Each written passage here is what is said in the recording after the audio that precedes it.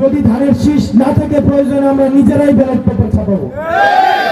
আমি বলছি না এটা একটা রাজনৈতিক দলের অবস্থান, আমি বলছি একটা রাজনৈতিক দলের অনেকের মনস্তাত্ত্বিক বিষয়টা হচ্ছে এমন। আপনারা যদি মনে করেন যে সংস্কার হবে না, ধরুন হইল না, এটা আমি না করতে পারি, আমি ব্যর্থ হইতে পারি। আন্দোলন ব্যর্থ হয় নাই 2009 সাল থেকে 24 সাল পর্যন্ত অসংখ্য আন্দোলন ব্যর্থ হয়েছে, হয় নাই?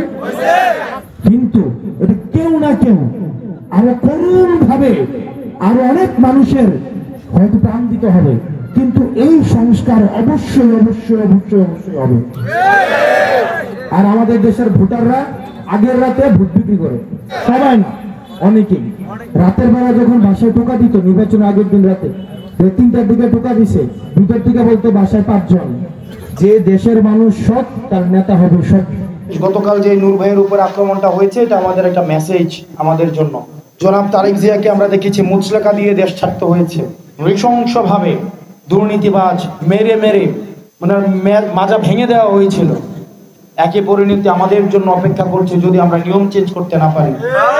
নূর ভাইয়ের যে পরিণত হয়েছে, একই পরিণত আমাদের জন্য অপেক্ষা করছে যদি আমরা নিয়ম পরিবর্তন না করতে পারি। দেশনেত্রী বেগম খালেদা জিয়ার যে পরিণত হয়েছিল, আমাদের জন্য একই পরিণত অপেক্ষা করছে যদি আমরা, যেটার নাম দিয়েছি আমরা সংস্কার, এটার জন্য আমাদেরকে ঐক্যবদ্ধ অবশ্যই অবশ্যই আমাদেরকে থাকতে হবে।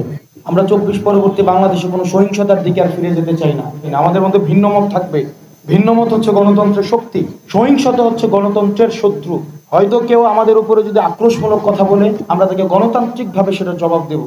আর যখন আমরা এখানে আসছি, যিনি আমাদের সাথে একটা মনোমালিন্য হয়েছে, জনাব রুমিন ফারহানা, উনি অনেক দিন ধরে রাজনীতি করছেন।